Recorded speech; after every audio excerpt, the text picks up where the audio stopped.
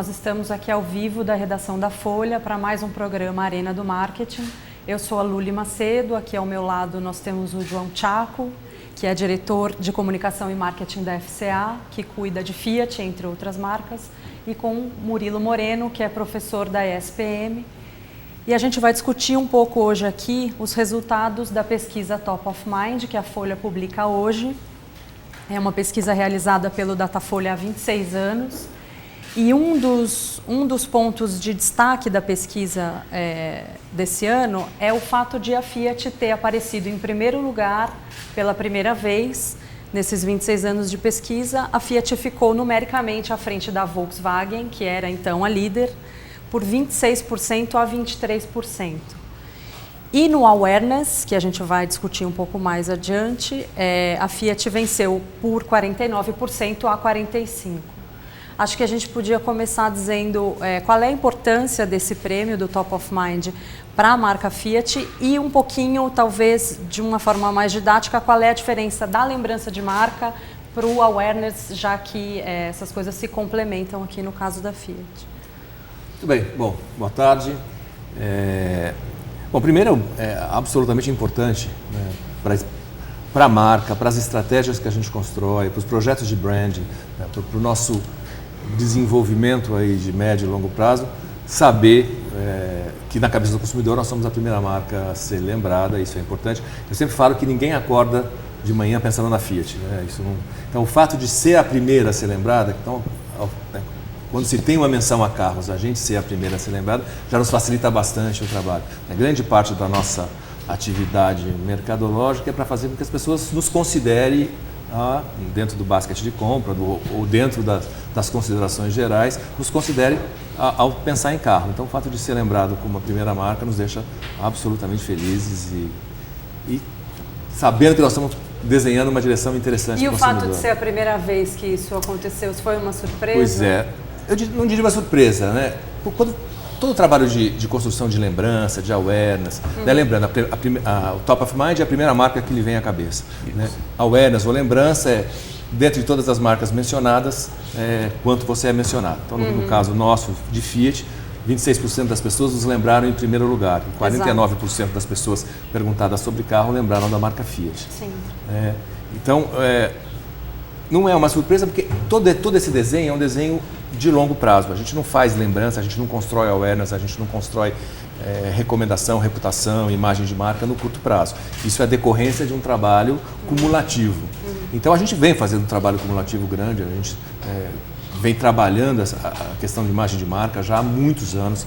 Então, esse trabalho vem se desenvolvendo ao longo dos anos. Então, chegar aqui, para nós, é a concretização de um projeto de longo prazo, e é interessante ver que é longo prazo mesmo. Né? Eu estou na Fiat há 15 anos e é a primeira vez, claro, é a primeira vez da Fiat, mas desses meus 15 anos de projeto de marca Fiat, é interessante ver que nós 15 anos para chegar aqui. Falando de longo prazo, eu acho que para quem está assistindo, que está pensando em construir marca, esse talvez seja um ponto muito importante. Se a gente pensar na história, a Volks, depois de 42 anos, lá em 2001, perdeu a liderança de vendas para a Fiat. Entre 2001 e 2016, 15 anos se passaram, dos quais 14 anos a Fiat foi líder. Nesses 14 anos, ou seja, demorou 14 anos a mais para a Volkswagen perder a segunda liderança dela, que era a liderança de marca. É tão demorado assim? É demorado assim. Construção de marca é demorada. É difícil. A gente tem, claro, nós temos histórias de marcas que se fizeram mais rapidamente, mas normalmente a construção de marca é sedimentação mesmo. Né? Você precisa estar presente, você precisa construir experiências positivas, você precisa construir cases que sejam significativos para as pessoas. Então, isso é demorado. Né? E em automóvel, principalmente, você imaginar que a compra de automóvel demora 3 a 4 anos, a recompra do automóvel demora 3 a 4 anos, então você também não constrói experiências muito rápidas. Porque quando você fala de alimentos, quando você fala de bebidas, né, você tem muitas experiências, às vezes mais de uma experiência ao longo do dia, você consegue construir memórias mais rápidas. No caso de compras mais dos bens duráveis ou compras que demoram tanto tempo assim, você precisa de mais tempo para poder criar experiências, que é o caso do carro. Então, eu acho que é um tempo esperado e não tem surpresa quanto a isso.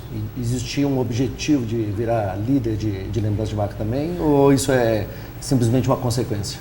Eu acho que isso é o objetivo de todo mundo que faz marca, né? Ser a primeira marca lembrada é o objetivo de todo mundo que trabalha seriamente construção de marca. Então, claro que isso era um objetivo. Não um objetivo com um tempo determinado, mas era um objetivo como parte de um projeto de marca. Então, faz parte do nosso desenho, sim. Existem alguns tipos de estratégia, alguns momentos em que você pode falar, esses momentos foram importantes para essa construção de marca? Existe. Nesse desenho de construção de marca, você começa gerando awareness. Primeiro você precisa gerar lembrança, para que no que a gente chama de funil de marca, né, o funil de conversão, a gente consiga ir aprofundando, entrando em preferências, consideração, para poder trabalhar vendas até concretizar a venda lá na frente. Então, a awareness é a primeira etapa. Então, essa construção de awareness, quanto mais efetiva ela for, mais eu consigo converter lá na frente. Índices de conversão hoje de leads de automóvel gira em torno de entre 1, 2, máximo 3%. Então, só 1 ou 2 ou 3% das pessoas que chegam aqui em cima olhando a marca acabam virando venda lá embaixo. E não é nem das pessoas que nos lembram, é das pessoas que consideram comprar a marca. Então, o trabalho de awareness, o trabalho de lembrança, o trabalho de consideração, que é a decorrência disso, é fundamental para que a gente consiga ter bons resultados de venda. Então, sim, momentos de campanha, principalmente momentos de lançamento, são momentos onde a gente fala de marca, onde a gente fala de valores, onde a gente fala, né, dos principais atributos que a gente quer carregar em cada um dos produtos para construir marca. Então, sim, tem momentos específicos de geração de awareness e momentos específicos de se lembrar, primeiramente, ou ter a primeira lembrança de E falando de produto, ali usando um gancho do que você citou, que produtos lançados ali recentemente que você acha que poderiam ser atribuídos a esse resultado? O novo Uno, por exemplo. Por exemplo. O Mobi. Esse foi um ano de bons lançamentos, né, para a marca Fiat. Um ano muito difícil para o mercado automobilístico. Se a gente olhar até setembro, esse mercado cai de 26%, a expectativa é de queda de 19%, frente a uma queda do ano passado de 23%, ou seja, esse mercado vem em decréscimo já há 2 anos, decréscimos intensos nos últimos anos. Então, lançar produtos como a gente lançou esse ano foi muito inesperado. Né? A gente lançou um produto totalmente novo, um Mobi, primeiramente Toro no começo do ano, em março, depois a gente lançou em junho, julho a gente lançou o Mobi, um Toro topo de gama, Mobi início de gama e agora no fim do ano a gente relançou o Uno. Então, 3 lançamentos em um ano tão difícil para o mercado certamente fizeram com que, né, a gente tivesse movimentação, lembrança, apelos, enfim, que a gente virasse conversa das pessoas que vão se aproximando do carro. Tem uma estratégia de comunicação ali também, né? No campanha de Mobi, por exemplo, vocês reuniram um time de agências para fazer uma campanha integrada, não foi? É verdade, é verdade. Como foi isso? Você pode contar? Claro, mais do que uma campanha integrada. Acho que a gente fez em Mobi, a gente fez em Toro também, um processo interessante. Bom, primeiro, o que a gente viu hoje é que alguns valores da marca Fiat, ou a maioria dos valores da marca Fiat, são valores muito materializados do Brasil, para o consumidor brasileiro, para a realidade brasileira. Né? Então a gente sabe disso e a gente trabalha isso, sempre trabalhou isso. A proximidade, o fato de estar entendendo a realidade brasileira, de entender as ruas do Brasil. Né? A gente vem trabalhando, desde vem para a rua, a gente, né, ressalta muito a questão da proximidade, do estar próximo do que acontece onde o carro, né, na rua, que é onde o carro está. Mas a gente também observou que existem alguns outros valores que são internacionais, ou são mais gerais para a marca. Então a gente, na campanha, no briefing inicial da campanha, a gente resolveu trabalhar primeiramente esses valores gerais de marca e depois aprofundar esses valores nacionalmente. Então, mais do que fazer só uma junção de agências, a gente resolveu fazer um pitch criativo entre agências do mundo todo, né? Ou agências que trabalham com a marca Fiat no mundo todo. E a gente acabou chamando agências da Europa, agências dos Estados Unidos, a gente trouxe agências da Ásia, e todo mundo ajudou a gente a pensar. Como foi coordenar esses Foi complexo, foi bem complexo, assim, é um processo difícil, assim, é um processo sofrido, né, porque você tem muitas ideias boas que às vezes não conversam, né, então, quando a comunicação não nasce integrada, integrar a comunicação é mais difícil. Então a gente viu boas ideias que não eram integráveis, assim, não tinha jeito de pôr junto com as outras, então a gente teve que descartar e a gente acabou optando por uma que congregava tudo isso. E depois de ter tido essa, vamos chamar, a ideia central, ou a big idea, né, como a gente gosta de falar, aí sim a gente reuniu um time. E aí essa big idea, no caso de Mobi, era da Léo Bonet, foi da Léo Bonet Brasil. Daí a própria Léo Bonet, dentro do grupo Publicis, resolveu chamar outras agências do grupo Publicis, né, para poder fazer aí sim a comunicação integrada ao redor da Big Idea. Aí nós tivemos várias agências também do grupo Publicis ao redor do mundo, e aí coordenada pela própria agência, que foi mais fácil, porque daí a gente não participou diretamente do processo, fez a integração da comunicação para poder juntar social, digital, toda a parte de experiência de ponto de vendas, test drive e tudo mais. E foi um lançamento interessante, né, porque a gente tinha o público jovem, é um foco essencial desse. O conceito desse carro é um carro para ser uma solução urbana, para as pessoas que andam sozinhas ou em dois nos carros, que usam os carros mais na cidade, né? É um carro menor, né? É um carro feito para a cidade, né? Então a gente tinha uma conexão direta com o público jovem e precisava ter uma conversa específica. Então, principalmente o trabalho de redes sociais esse trabalho foi feito muito olhando este consumidor, usando o trabalho dos influenciadores que falavam diretamente com esses consumidores. E quando a gente pega, inclusive no Top of Mind, quando a gente olha, a nossa presença no público jovem é maior do que a média. Sim, né? Foi muito citado entre os mais jovens, de 16 a 24 anos, a Fiat teve a maior margem. E aí eu achei um dado curioso, porque a gente sabe que o interesse dos jovens hoje, globalmente, por veículos, por automóveis, vem diminuindo, né? A gente tem uma série de discussões aí que colocam em xeque o uso, o interesse pelo carro. E no entanto, a pesquisa mostra o contrário, né? Que a Fiat aparece ali entre as mulheres e entre os mais jovens como a marca mais citada. Como é que você vê isso? Você sabe, Lula, tem alguns pontos que a gente tem que pensar. Bom, primeiro, isso é verdade, assim, o interesse geral pelo carro mundialmente diminui, não é verdade para o Brasil, né? Não é que não é verdade, ele é diferente para o Brasil. Sim. As pessoas, a minha geração, a geração dos 40, 50, a primeira coisa que fazia com 18 anos era tirar a carteira de motorista, né? Porque tirar a carteira de motorista significava independência, liberdade, ir e vir. E para você poder fazer um monte de coisa, para você sair à noite, para você arrumar namorada, para você namorar. O carro era importante para um monte de coisa. Era um símbolo de autonomia. E era um símbolo de autonomia. Sim. Né? É um símbolo, inclusive, de passagem ter o carro. Né? Isso não é necessário mais hoje. Né? Hoje, esses signos, ou esses símbolos... Estão em transformação completa. Completamente. Sim. Então, a relação do consumidor, a relação do jovem com o carro é diferente hoje, mas ela é muito forte ainda. O carro continua sendo desejado.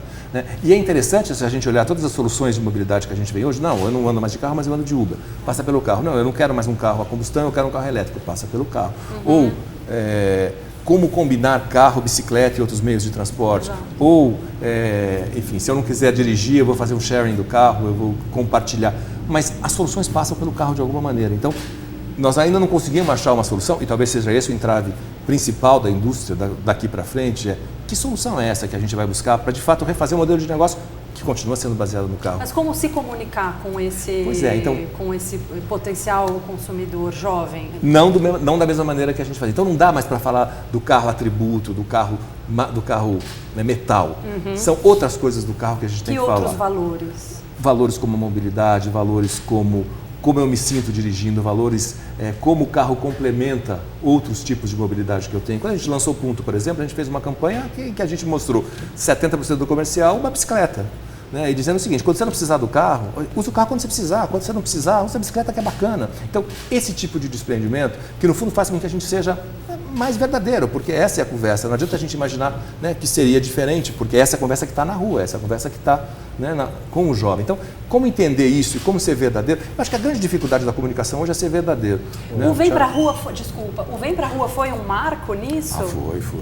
Vem Pra Rua não surge de forma nenhuma, assim, não tem conotação política nenhuma. Ele não surgiu pensado em nenhum... A campanha é anterior até as jornadas de junho, né? A campanha é anterior a Vem Pra Rua, anterior à hashtag Vem Pra Rua. Né? Só, desculpa, para fazer uma contextualização para quem não se lembra, em 2013, nas jornadas de junho, nos protestos de junho, a Fiat acabou se tornando uma espécie, a campanha da Fiat acabou se tornando uma espécie de hino entre os manifestantes da Avenida Paulista e de outras capitais do país, com a hashtag Vem Pra Rua e com o jingle, né, a campanha, a música da campanha Vem Pra Rua, que era do Rapa, se eu não me engano. Isso. As pessoas cantavam a música da campanha na rua, e aí a Fiat ficou exatamente naquele momento associada à juventude, aos manifestantes jovens das jornadas de junho. Como vocês receberam isso na época? Porque o contexto não era positivo, o contexto era de protesto, de violência em alguns casos. Como vocês viram esse momento na Fiat? Bem difícil. A gente fez, essa campanha é do final de 2012, né?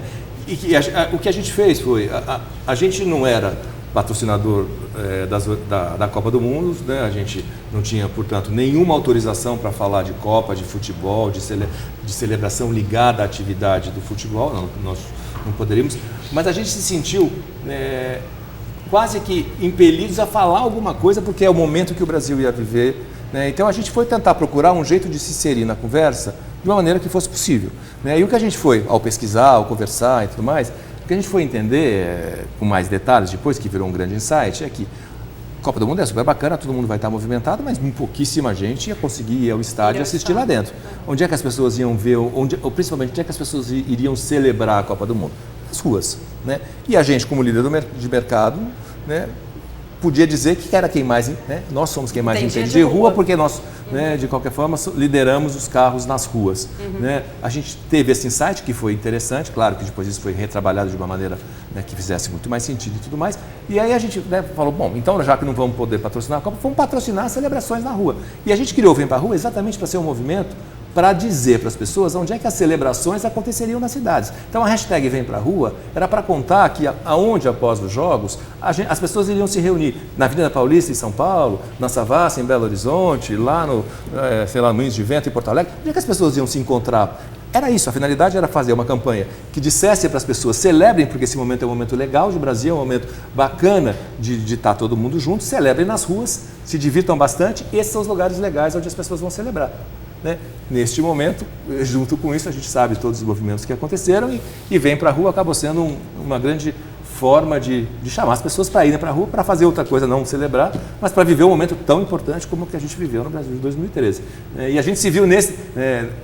Quando eu vi pela primeira vez, eu moro na Avenida Paulista, quando eu vi pela primeira vez, na porta da minha casa, as pessoas cantando Vem Pra Rua, que era uma música criada ali, né, não por mim diretamente, mas pela equipe, né, sendo cantada por outras pessoas na rua, eu falei, de fato nós temos uma coisa para tratar aqui. E a primeira coisa que a gente fez foi, bom, primeiro, nós temos que dizer para as pessoas que isso não foi criado com essa intenção, nós temos que ser absolutamente transparentes em dizer que a gente não tinha nenhuma intenção política, nós não temos nenhuma intenção política, nós não vamos pegar carona em nenhum movimento político, nós fizemos isso para celebrar um momento de Brasil. E a gente vai continuar celebrando este momento de Copa do Mundo. Então, assim, a hashtag a gente não pode usar mais porque ela não é mais nossa. Então, a hashtag é de quem quiser usar. Mas, de qualquer forma, a gente vai continuar celebrando esse momento. A primeira coisa normal que a gente faria era tirar essa campanha do ar, mas isso foi tão pedido para a gente não fazer, para que ela continuasse no ar, que a gente resolveu deixar a campanha até o final, como ela foi programada, né, e a gente continuou celebrando o momento, que acabou sendo não um momento de celebração de Copa do Mundo, mas um momento de celebração social, política, né, do Brasil importante. Vocês discutiram isso na SPM? Teve muita discussão, né, mas assim, na minha visão, eu preferia voltar para o jovem, porque quer queira, quer não, se acertou numa coisa ali no Vem Pra Rua, que é um momento do país, mas se eu pensar em todo mundo que está assistindo, que vai estar vendo aqui, eu preferia voltar para essa coisa do que o jovem hoje,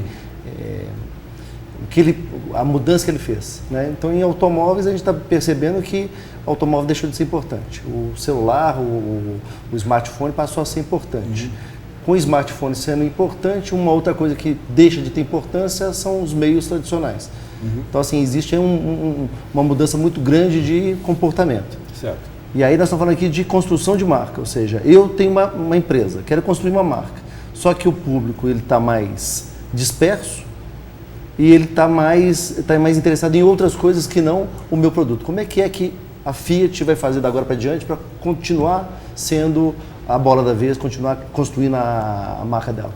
Bom, a primeira coisa é entender que consumidor é esse, né? E eu não gosto muito do termo consumidor, embora não tenha outra palavra para usar.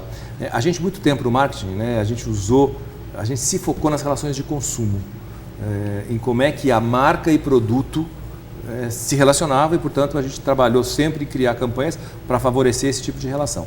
Quando a gente olha hoje o comportamento das pessoas, principalmente a relação dessas pessoas com a marca, não dá mais para entender só as relações de consumo, eu preciso entender outras relações. Eu preciso entender as relações das pessoas com outras marcas, das pessoas com outros segmentos e das pessoas entre as pessoas, porque se eu não entender essas relações todas, eu não consigo mais desenhar nada que seja significativo. Então, a primeira coisa é entender as pessoas. E aí as ferramentas tradicionais de marketing não dão mais conta. Você precisa buscar outras ferramentas para ajudar a gente a entender essas relações. E até curioso, a gente depois pode voltar nesse ponto, como o marketing sai de fact-based dos anos 90, dos anos 2000, que era aquele marketing exatista, baseado em cálculo, das equações e regressões e tudo mais, para o marketing tão humanista como o marketing dos anos 2010 para frente.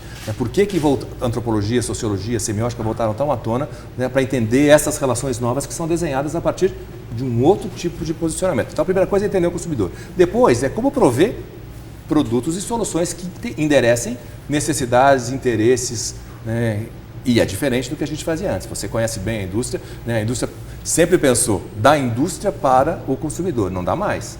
Né? Não dá mais para enfiar produtos, não dá mais para chegar a coisas, né, que o consumidor não quer. Então, é desenhar essa gama de produtos é uma outra coisa. Depois, é como conversar, né, e como apresentar e como falar, que também não pode ser da mesma maneira. Né? Se a gente teve, por um certo tempo, a voz do fabricante, a gente falava, depois a gente entrou no segundo momento, que é vamos estabelecer diálogo, que a meu ver é diálogo nenhum. Né? A meu ver era aquela etapa, em um fala, o outro fala, eu sempre falo que nós tínhamos um monólogo a dois. Né?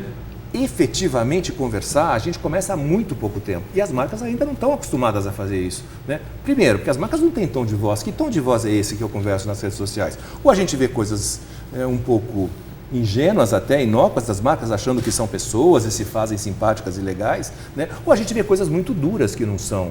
Né, que não fazem não tem muita relação direta com o consumidor. Achar esse tom de voz de marca é uma coisa muito complexa e a gente tem que trabalhar muito nisso para ser verdadeiro, para ser efetivo naquilo que a gente faz. Eu sempre falo isso, assim, a gente passou por um período que achando que as marcas, né, tinham um caráter humano, as marcas precisavam se posicionar como pessoas. Não, de forma nenhuma, não acredito de maneira nenhuma nisso.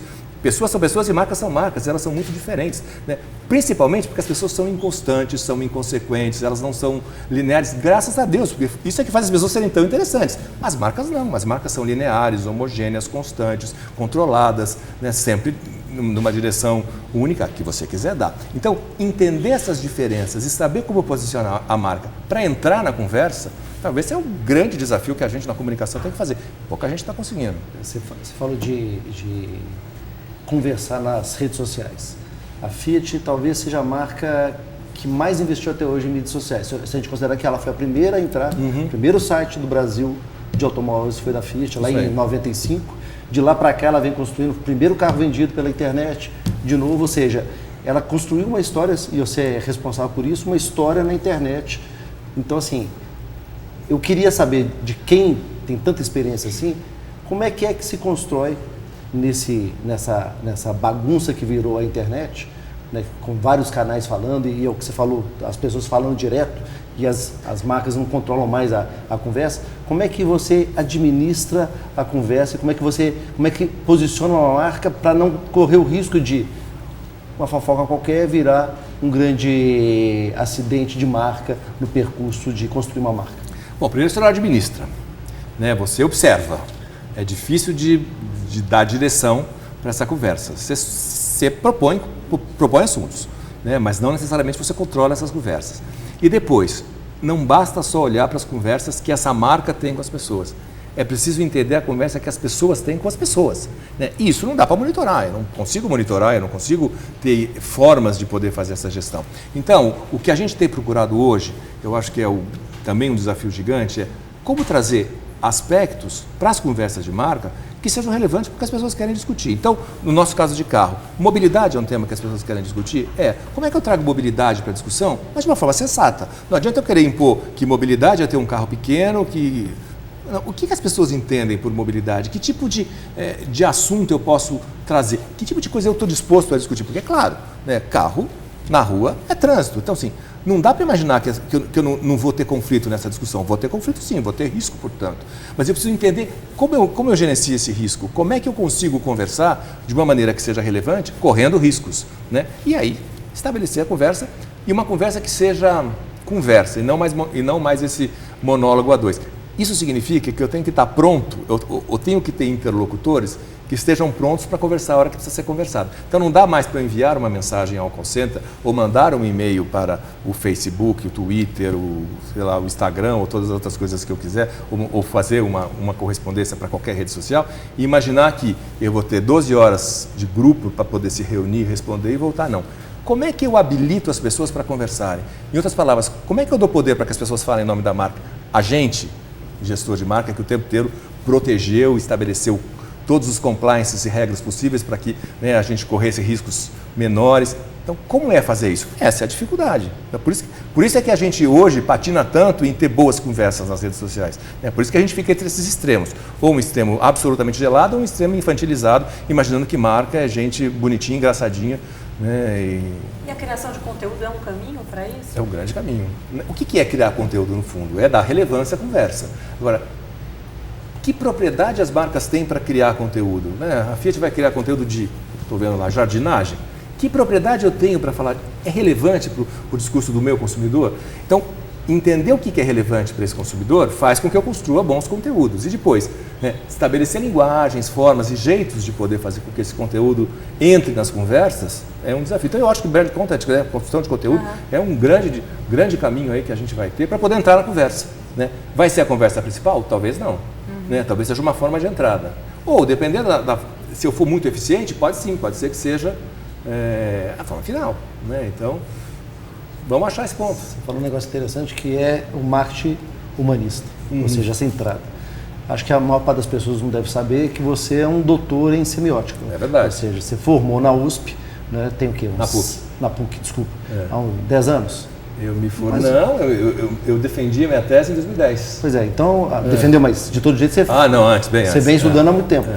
Como é que a semiótica te ajudou a construir essa imagem de marca da Fiat? Onde é que a semiótica entra no dia a dia? Porque, quer queira, quer não, assim, você está um passo à frente, porque você já está lá no Humanista desde 2000 e pouco. É verdade. Né? E isso ajudou a marca. Como é que a semiótica se envolve na comunicação? Bom, primeiro, a semiótica nos ajuda a entender, pelo menos a semiótica que eu faço, que é a semiótica de origem linguística, que é mais de origem europeia. Talvez bom esclarecer o que é a semiótica para quem está assistindo, né? Então, a semiótica vamos dizer que eu não diria que é uma ciência, mas é o estudo da significação. Como é que as coisas dizem o que elas dizem? Como é que eu crio sentido para todas as coisas e como é que eu entendo esta construção de sentido? A semiótica é uma maneira de entender como é esse mecanismo de dar sentido às coisas, de criar sentido. Dando exemplo idiota, né, que é o famoso, se eu abro a janela e o chão está molhado, eu vou partir do pressuposto que está molhado é porque choveu durante a noite. Isso aí. Ou seja, é o sentido que eu dou ao chão molhado, é isso. Isso aí. Né? E aí você tem algumas abordagens diferentes. A semiótica americana, a semiótica pisciana vai dizer, eu tenho um signo aqui, que é o chão molhado, esse signo remete a um pensamento que vai racionalizar em que choveu. Se eu vou para uma semiótica de origem mais linguística, eu vou entender quais são os efeitos de sentido que um chão molhado causa na pessoa que está olhando e como a pessoa que está olhando vai sentir o úmido do chão e tudo mais a partir do que ela está vendo, a partir desses posicionamentos sensoriais. É essa semiótica que eu trabalho, que está mais próxima da publicidade, que está muito mais próxima da publicidade, inclusive, que no fundo é entender como é que eu digo o que eu digo, ou seja, como é que as pessoas entendem o que eu quero que as pessoas entendam, como é que a gente, marca, faz com que as pessoas se identifiquem com a marca, sentindo a marca, não necessariamente pelo discurso lógico, racional e objetivo. Então, a semiótica me ajudou muito a fazer essas construções, a entender as pessoas não só pelo que elas dizem, mas pelo que elas sentem, por esses mecanismos que constroem o que as pessoas sentem. Então, se eu vejo algo e me deixa feliz ou triste, que mecanismos são esses que me deixam feliz ou triste? Né? Como é que eu consigo trabalhar linguagens, então, a partir desses aprendizados, que fazem com que as pessoas se sintam felizes ou tristes, dependendo da mensagem que eu quero passar, dependendo do conteúdo que eu quero passar. Então, a semiótica nos ajuda a desvendar este mistério da significação, que para a gente é texto. Então, ela nos ajuda, tem uma metodologia para entender como é que o texto se intrinca, se desfaz, se tece, se entretece, e como é que eu, depois de ter sido o texto em si, como é que eu vou para uma linguagem de manifestação, como é que eu, portanto, vou expor, vou aclarar isso, não no sentido mais na manifestação, portanto, nas linguagens, e como é que as linguagens revelam esses sentidos que estão ocultos nos textos. Estão ocultos, mas estão desenhados nos textos. Se eu olho o comercial do MOB e o comercial do Toro desse ano, que tem pouco carro, comparado com outras marcas, e tem muitas coisas acontecendo, muita cor, muita gente feliz, etc. Tal, isso é um efeito da semiótica? Muito. A gente começa a pegar, assim, os dois, tem gente dançando. Como é o dançar do comercial de Toro e como é o dançar do comercial de MOB, por exemplo? Né? O dançar do comercial de MOB é quase o ator olhando para a tela, te chamando para sentar lá dentro e dançar com ele. É quase que, como é que eu faço alguém sentar dentro do MOB e ir comigo para onde eu estiver indo? Ou seja, é absolutamente inclusivo, é absolutamente motivador de estar junto. Estar junto é o principal sentido que a linguagem de MOB faz. Em Toro não, Toro é uma linguagem explicativa, é uma linguagem mais distante. Se a gente olhar o movimento de câmera todo, é um movimento, né, que afasta quem está olhando para que ele seja um espectador. Porque é um carro também, não é um carro para todo mundo, é um carro... Então, essas construções, esses movimentos de câmera, de que maneira eu faço os cortes mais rápidos, né, que vão dar mais movimento, que vão dar mais ansiedade para quem está assistindo. Então, todo esse trabalho de como eu corto, como eu movimento, como é que eu faço o ângulo de câmera, que desenhos são esses, tudo isso faz parte do trabalho semiótico bem construído. Então, se eu estou do lado de lá, eu sou um gerente de marketing em qualquer empresa, querendo fazer top of mind da minha marca, eu estou lenhado, estou lascado. Ou seja, tem tanta coisa para fazer que se eu não tomar conta de tudo, eu não vou chegar lá. É isso a conclusão? Eu não diria que tão direto assim. Eu acho que hoje, um bom departamento de marketing não pode mais só ter publicitários e engenheiros. Eu acho que tem que ter bons publicitários, bons engenheiros, mas tem que ter historiadores, semioticistas, antropólogos, psicólogos que estudam psicologia social, sociólogos, filósofos, que eu adoro estar junto, né? E o que eu falo sempre, se você quiser estar junto com o seu tempo, né, você fala com os engenheiros. Se você quiser estar à frente do seu tempo, fala com os artistas. Então, traz os artistas para lá para estar com você também. Ou seja, você precisa fazer, né? E para mim, por isso que eu não considero o marketing uma ciência. Marketing para mim é um caldeirão de coisas, né? E é esse caldeirão que tem que estar em efervescência é que faz bons departamentos. Então, se eu tiver misturar essa gente toda, e agora principalmente com esses cientistas de dados, né, o povo que está trabalhando com data science e tudo mais, eu preciso juntar esse povo todo para poder ter um monte de visão. A semiótica sozinha não dá conta, a semiótica é ver um pedaço, né?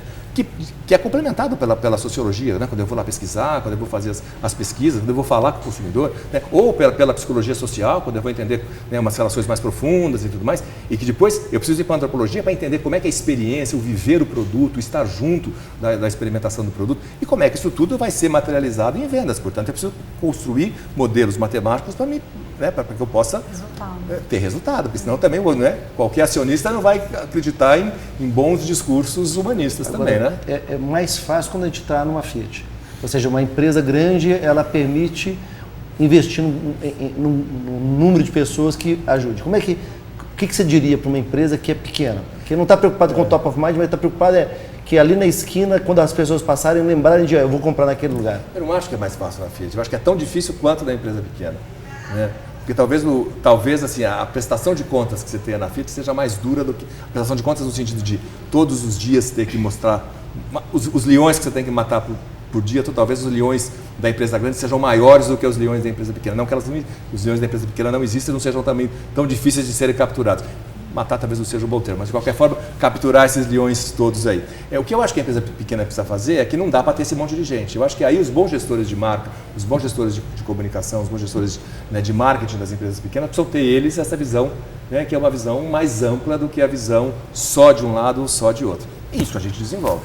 Né? Isso a gente desenvolve desde lendo muito, desde indo no cinema ver as coisas que estão passando e prestar atenção naquilo que a gente está vendo, até voltar às referências clássicas. Eu, por exemplo, estou relendo todos os livros de novo que eu li há muito tempo. Eu estou adorando reler o meu escritor favorito, por exemplo, que é Guimarães Rosa. Estou me divertindo em ler Guimarães Rosa de novo. E estou lendo filósofos, assim. Eu estou descobrindo Montaigne de novo, né? Principalmente as relações do eu, que são importantes para a definição de marca. São coisas que me satisfazem muito. Mas, ao mesmo tempo, é claro que eu estou lendo o que está saindo de publicação nova, né, em marketing também. Eu tenho que entender o que o MIT está discutindo no Media Lab. Eu tenho que saber o que Stanford está fazendo do ponto de vista de quantificação das estratégias de inovação. Ou seja, a gente tem que se desdobrar um pouco enfim, e descobrir aquilo que a gente consegue. Está difícil descobrir tudo, né, mas para poder ter uma visão mais ampla do que só a visão mercadológica ou acadêmica. Como é que as agências te ajudam? Como é que o grupo de empresas de comunicação te ajuda? Nós estamos num momento duro hoje. Eu acho que as agências estão numa crise de identidade, não é só no Brasil, mas mais no Brasil, pelo modelo brasileiro. É uma crise de identidade gigante.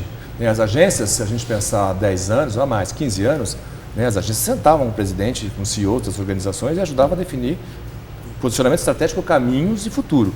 Hoje, dificilmente, a agência senta com o CEO, com o CMO da empresa ou com o diretor de marketing, né? Porque se fragmentou tanto dentro das empresas o trabalho de marketing, porque hoje o trabalho de marca faz a área de marca, faz publicidade, mas faz marca, área de produto, faz marca, área de comunicação corporativa, relações governamentais, faz marca, comunicação interna, faz marca, sustentabilidade, faz marca, inovação. Ou seja, se fragmentou tanto dentro das organizações o trabalho de construção de marca que não dá mais para a agência ou uma agência só cobrir isso tudo. Então as agências acabam trabalhando também segmentadamente e, portanto, não fazem parte mais do primeiro nível de decisão da empresa. Isso fez com que as agências também perdessem representatividade dentro, né, das organizações e, portanto, também tivessem mais dificuldades as agências de criar modelos de negócio que sejam viáveis.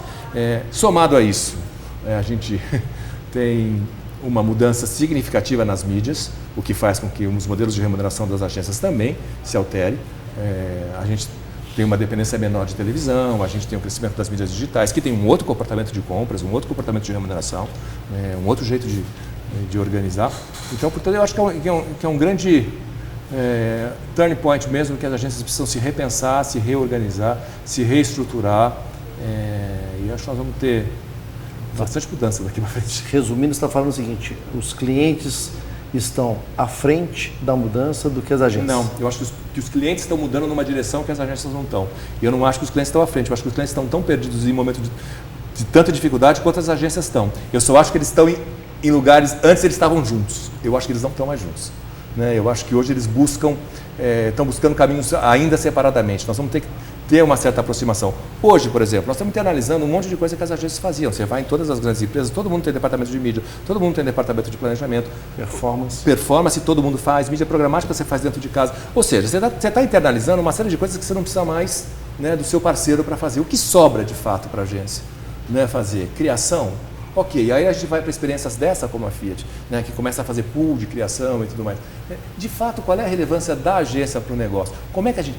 E a agência não é importante? Para mim, a grande relevância, e é muito importante o trabalho que as agências fazem conosco, assim, é olhar de fora. Eu preciso ter interlocução. Eu não consigo falar do que eu estou falando aqui com o meu par financeiro, ou com o meu par comercial, ou com o meu par industrial. Eu preciso ter gente para conversar, gente para falar, gente para me ajudar a organizar essas coisas todas. Né? Se os pensamentos são tão fragmentados como a gente está dizendo que são, como eu estou dizendo que é, e ele é mesmo, né? Se esse pensamento é tão fragmentado, como é que eu junto isso tudo? Quem me ajuda a organizar isso tudo? Né? E a pessoa que entende disso para te ajudar a pensar junto. É isso. Então eu preciso de gente para me ajudar a pensar junto, para me questionar o tempo todo, para me desafiar. Eu departamento de marketing, não pessoa, eu área. E as agências podem e devem fazer muito esse papel. Isso é o que eu cobro das nossas agências, é isso que a gente hoje tem como grande... Né? Os nossos briefings passam por aí, certamente. Como é que a gente organiza isso tudo? Né?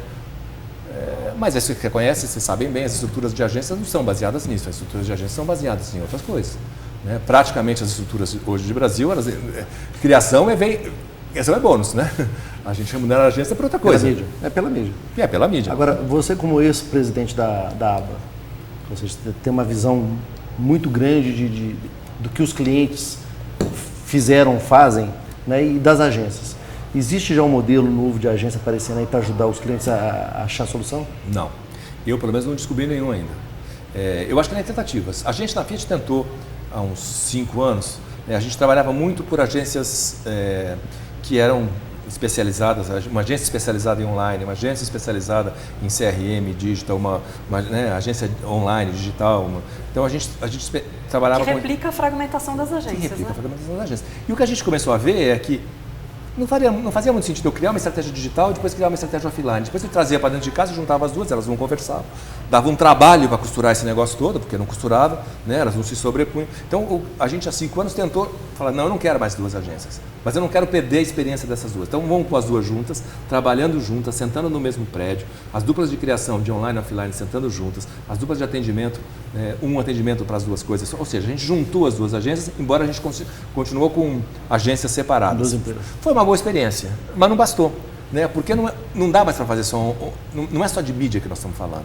Nós estamos falando de experiências do ponto de venda, nós estamos falando de criação de valor, nós estamos falando de reputação, nós estamos falando de outras coisas que a gente precisa de outros parceiros. Então, assim, nós precisamos agregar. E eu não vi nenhum jeito de agregar ainda tão diferente ou tão eficiente, né, em relação...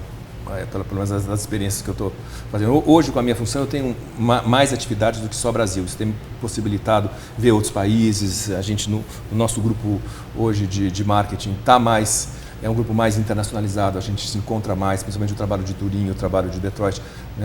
Mesmo o trabalho da China, a gente tem muita proximidade. Então, nós estamos vendo, como grupo, tudo o que está acontecendo. Eu não vi nenhuma grande experiência do que a gente tem feito. Nem aqui, nem fora. Nem fora. Eu acho que é o momento de busca mesmo. Assim, eu acho que é o momento de entrave da indústria automobilística, que procura o seu caminho e não achou. Eu acho que é o entrave do mercado publicitário de procurar o seu caminho que ainda não achou. E eu acho que é o entrave da gente em marketing, achar o nosso lugar, né, e definir como é que é esse jeito. Então, é um bom momento, para quem está chegando nesse mercado, eu acho que é um bom momento de vivenciar. Né? Vamos aprender bastante com essa época. E aí significa dizer que, no fundo, chegar onde você chegou com a marca em primeiro lugar é o resultado de um passado e não o resultado presente. Exatamente. A questão agora é como desenvolver para continuar nesse primeiro lugar. Esse é meu primeiro ponto. Assim. Eu acho que essa é a minha grande conclusão. Ganhar o Top of Mind é excepcional. Né? Isso consagra esses últimos, 10, 15 anos de trabalho. Mas não me garante absolutamente nada daqui para frente. Então, assim, eu vou ter que trabalhar muito para continuar ganhando esse Top of Mind daqui para frente. Assim, eu não tenho absolutamente nenhuma garantia, né, de que isso vai continuar e de que as coisas estão desenhadas daqui para frente. Então, é só o primeiro step, né, que é uma vitória imensa que demorou tanto tempo para chegar. Mas eu vou precisar trabalhar muito para continuar, né, à frente aí, sendo a marca mais lembrada. Um outro dado rápido em relação à pesquisa também foi o fato de a Fiat aparecer com um índice muito expressivo entre o público feminino. É verdade. Acho que a gente deixou passar essa informação, foi 27 a 20. Vocês têm alguma avaliação de por que isso aconteceu? Eu acho que tem algumas coisas. Eu acho que sim, nós temos um portfólio que de alguma maneira tem uma atratividade feminina grande, né, alguns produtos específicos, mas mais do que isso, eu acho que a gente tem uma alma de marca. A gente fez um trabalho com um antropólogo que chama Clotaire Rapaille, é um antropólogo francês, mas radicado nos Estados Unidos já há muito tempo, que trabalha com código cultural, tem livros publicados aqui no Brasil, inclusive, já no código cultural, e ele tenta identificar qual é este grande código de cada uma das marcas. Em outras palavras, o que é que de fato representa a essência quando você vai descascando a cebola, quando você chega lá na essência, que essência é essa que as marcas têm?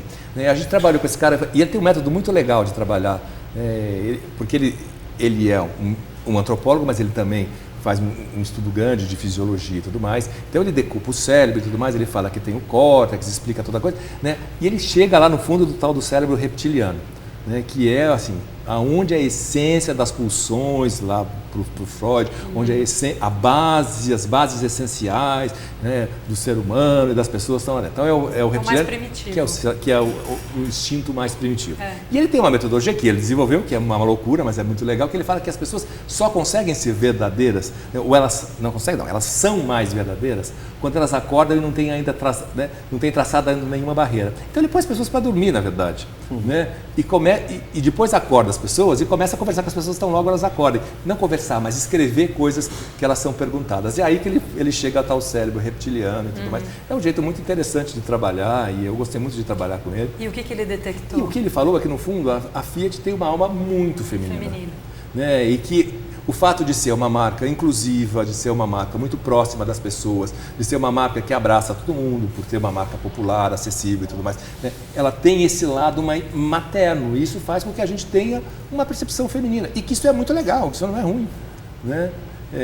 Então esse lado feminino faz parte da nossa ânima, da nossa alma. Especialmente numa indústria que durante tanto tempo foi predominantemente masculina, essencialmente, né? Masculina. Então eu acho que sim, e depois é o seguinte, né? O Murilo se lembra bem porque ele começou a fazer isso, né? Quando a gente começou a tirar carros, tirar metal dos comerciais e começar a falar de gente, de sentimento, de quem estava atrás da direção, isso é um sentimento muito, né, também feminino, de inclusão, né, de falar de jeito de sentir e tudo mais. A gente não falar de motor e passar a falar de conforto, por exemplo. Então, isso já é uma linguagem que passa por uma essência. E, de novo, nós estamos falando de ânima, né, de jeito de se mostrar. Né? E não significa que os carros sejam para mulheres, não. Pelo contrário, porque a mulher não gosta de carro para mulher. Né? A gente sabe disso, todo mundo sabe. A indústria pesquisa, né? A mulher quer carro de homem, a mulher não quer carro delicado, frágil, não. A mulher quer carro resistente, forte, né? Não tem essa. Né? Mesmo porque essa configuração carro de homem, carro de mulher é um pouco ultrapassado, já não dá mais para pensar tanto assim. Até a questão de gênero. É verdade.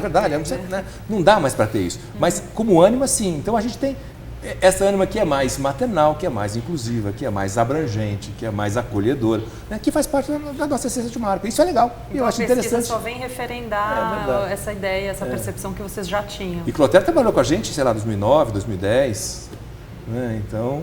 Mas aí eu fico curioso.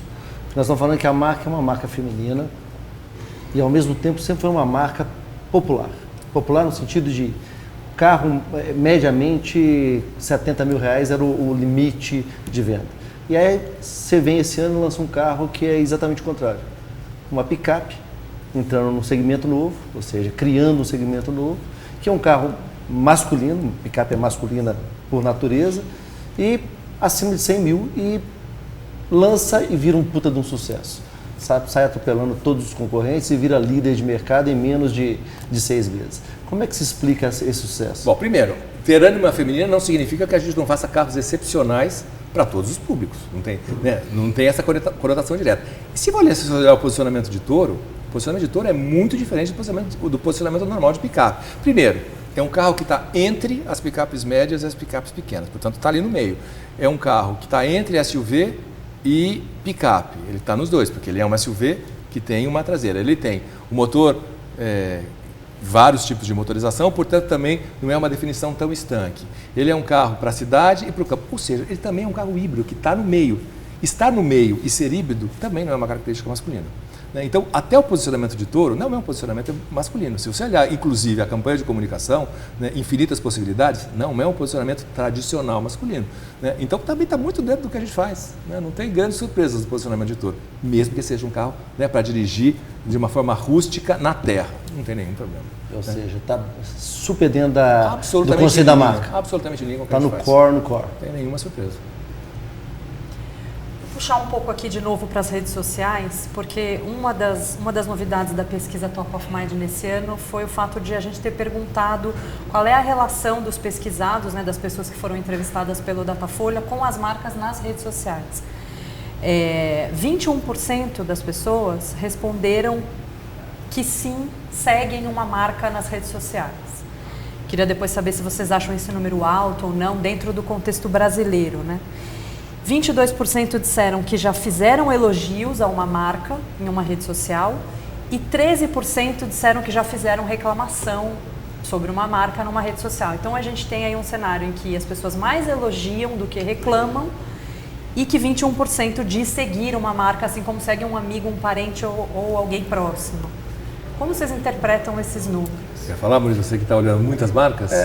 Basicamente, se eu fosse ler desse jeito, acho que o mundo das redes sociais tem uma característica que é ame ou deixe. É tudo muito radicalizado. A gente vê isso agora pelos movimentos políticos, em que amigos deixaram de ser amigos na rede social porque o cara dá a posição dele, mas dá de um jeito tão radical que o outro fala, peraí, eu não te conheço. É como se não conhecesse. Então, a rede social ela faz com que as pessoas tomem posição. Então, quando a gente vê aqui... sejam apaixonadas. Ou intensas. Não, as pessoas conseguem ser apaixonadas nas redes sociais mais do que na vida. Na vida você é mais equilibrado. Agora, na hora que você entra na rede social, se você não for radical, você não passa uma mensagem. Se você começar a ficar meio no meio do caminho, não, eu gosto desse partido, mas também gosto daquele, você fez... Assim, isso não é uma história. A história é sempre, qualquer história bem contada é sempre uma história que toma um partido. Mas o que vocês acham que faz com que uma pessoa siga uma marca? Basicamente é que a gente olha, apesar de que você falou que as marcas não são pessoas, mas a gente olha para as marcas humanizando, a gente humaniza tudo, a gente humaniza animal, a gente humaniza a marca, é do ser humano. Então, assim, na hora que a gente passa a ter uma defesa de cachorro e de gato, não pode matar, é porque a gente humanizou os animais. Não quer dizer que tenha que matar, mas na hora que a gente olha para uma marca e a gente começa a seguir, porque essa marca diz muito mais a meu respeito do que a respeito dela mesma. Se eu gosto da marca A, B ou C, se eu tenho a marca, eu já estou me demonstrando. E pior, se eu tenho a marca e ainda acompanho, é porque eu quero reforçar aqueles pontos que eu acho que a marca reforça. Não sei se é isso que... Não, eu acho que sim. Eu acho que tem um elemento a mais. Eu acho que uma das características da rede social é ser efêmera. Os fatos chegam, bombam e passam numa velocidade impressionante. A gente não lembra mais qual foi o que aconteceu na semana passada, o que bombou na semana passada, qual foi o grande furo. né? Porque isso passa muito depressa. E as marcas têm uma característica, exatamente por não serem humanas, né? De serem mais perenes, de serem mais uniformes, de serem mais constantes. Então isso talvez seja um bom balizador do que as pessoas querem, né? Porque você tem uma certa perenidade do discurso dessas marcas. E se esse discurso fizer sentido para você, se esse discurso te agregar conteúdo e valor que você quer, se isso te fizer ter uma boa relação, eu tenho algumas marcas que eu sigo sim, né? Mas por isso, porque eu vejo coisas que me interessam, a marca me traz assuntos que eu quero discutir, a marca me faz pensar algumas coisas. E que muitas vezes não passa pelo produto de forma nenhuma, né? Passa pelo discurso, passa pelos valores, por como eu vou compor a minha identidade a partir do que aquela marca está me contando. É legal o que você falou, porque assim, a marca é perene, isso gera conforto. É isso. E quando gera conforto, assim, principalmente se a rede social ela está num momento em que radical para lá, radical para cá, o conforto te traz uma tranquilidade de continuar acompanhando a rede social. Talvez seja uma das razões que a pessoa vai e ela vira um acompanhador, um fã de alguma marca. A gente não pode falar, né? Você deve seguir 500 marcas, mas você segue profissionalmente. Eu tenho viés profissional, é verdade. Eu tenho que seguir algumas por obrigação, né? De concorrência, eu tenho que seguir outras eu recebo por lá, gosto. Eu recebo no meu Facebook lá que o Thiago curtiu o carro do concorrente. Eu falou, opa, curto muito né, curtiu ali aquele post. Tem um fator aí também que são as promoções, né? O interesse de consumo mesmo. Mas eu acredito que esse número, esse índice de 21%, talvez não contemple só esse tipo de interesse, né? Eu acho que não. Eu vejo pelas nossas propriedades sociais, sei lá, nós temos milhões, né, de seguidores. Tem promoção? Claro, tem promoção. Mas tem muita gente que não, né? Assim, nós lançamos um carro agora, a gente acabou de lançar a Compass, é impressionante a quantidade de gente que quer falar do carro, que quer saber do carro, que gostou do carro, que está esperando o carro. Então, ok, vamos conversar, né? E junto com o carro a gente vai falar de outras coisas e tudo mais. E a gente está num momento de tentativa e erro, né? Você também, falou aí, uma coisa muito interessante é que em um certo momento as empresas se humanizaram, é o que você falou, elas começaram a querer ser relevante de qualquer jeito. E algumas, ao contrário, elas passaram a fazer só promoção. E quando você faz só promoção, a primeira coisa que acontece é a pessoa simplesmente te discute. Então, ou você é relevante e aí a pessoa te acompanha porque você é relevante no dia a dia, ou se não, te discute, tchau, vai embora. Né? Então, isso é um mundo mais minado para se trabalhar do que o mundo antigo. Né? Mas tem muito a aprender ainda. Eu acho que a gente está tateando. Né? Eu acho que isso é um universo para as marcas que as marcas não sabem lidar. Você é um otimista, então? Você enxerga essa super otimista, sou super otimista. Eu acho que é um momento bom. Não que seja um momento fácil, é um momento difícil, mas é um momento de grande aprendizagem. Assim. Eu acho que eu gosto muito de aprender, eu acho que eu estou aprendendo muito. Né, de verdade, eu acho que é um momento de aprendizado mesmo. Né? Eu acho que é um momento de experimentação, é um momento de descobertas. Isso é motivador pra caramba, né? Então eu acho que quem está chegando, principalmente eu vejo, porque eu vou falar muito, né? Eu estou na SPM sempre, sou conselheiro da escola, né? Então eu gosto muito do universo acadêmico e eu falo muito para os estudantes que estão chegando. Acho que é um momento excelente de se juntar ao marketing. Mas será que as marcas mais tradicionais e mais antigas, elas estão dispostas a essa experimentação? Não, eu acho que eu não sei nem se essas marcas mais tradicionais e antigas vão durar, por sinal. Eu acho que não, mas eu acho que a gente precisa que esse questionamento as mudanças não vão vir das marcas. Eu acho que esse é o grande problema. Vê o mercado automobilístico. A gente fala, qual é a grande inovação? Quais são as inovações desse mercado? Não, nós temos agora, sei lá, Tesla é o grande carro que está chegando com as baterias digitais, são carros altamente digitais, são carros altamente tecnológicos e movidos a energia elétrica. Ok, nós vamos continuar, é bacana muito, mas continuamos falando de um carro. Não, nós temos agora um carro que não precisa de motorista, o Google, o Facebook estão desenvolvendo carros que... Ok, mas nós continuamos falando de um carro. Não, a França está testando car sharing, a prefeitura de Paris está promovendo jeitos, nós continuamos falando de carro. Então, a revolução não está vindo da indústria, a revolução tem que vir de fora. É de fora que a gente vai fazer a revolução. Por isso que eu acho que nós temos que trazer um monte de gente que vai nos ajudar a pensar não só a indústria do automóvel, mas todas as outras que precisam se refazer. Né? E eu tenho absoluta convicção, como a gente viu acontecer na indústria do disco, como a gente viu acontecer na música, em tantas, da fotografia, em tantas outras indústrias, a revolução vem de fora. Então, nós precisamos trazer pensamento de fora. E esse pensamento de fora vem de quem está chegando. Então, eu acho que é um momento super legal de vir conversar, discutir. Não sei que indústria vai estar muito disposta. A do automóvel também não está muito. Né? Alguns lugares são mais recebidos ou menos recebidos. Né? Alguns lugares você tem mais disposição a conversar. A gente conversa muito na Fiat. Não que seja muito fácil, mas a gente conversa bastante lá. Eu acho que é legal as pessoas se juntarem a essa conversa e é um momento legal de estar chegando. Né? Então eu sou otimista sim. Alguma consideração final, Murilo? Não, eu adorei o papo, assim, realmente não é coincidência a Fiat ter virado 2 vezes. Eu estive lá dentro, eu sei como é que as pessoas lá trabalham, né, com o objetivo de atender o consumidor. Acho que a gente falou, a gente não falou a coisa mais básica que é, no fundo, o top of mind é o reconhecimento de que a empresa trabalha para o consumidor, não trabalha para si próprio. Então, assim, essa trajetória da Fiat é uma prova claríssima de que se você esquece o consumidor, você é esquecido pelo consumidor. Né? E quando você pensa no consumidor, o prêmio está aí, o prêmio de liderança, o prêmio de top of mind. E parabéns mais uma vez pelo resultado. Muito bom. Parabéns, nós ficamos por aqui. Até uma próxima. Obrigada.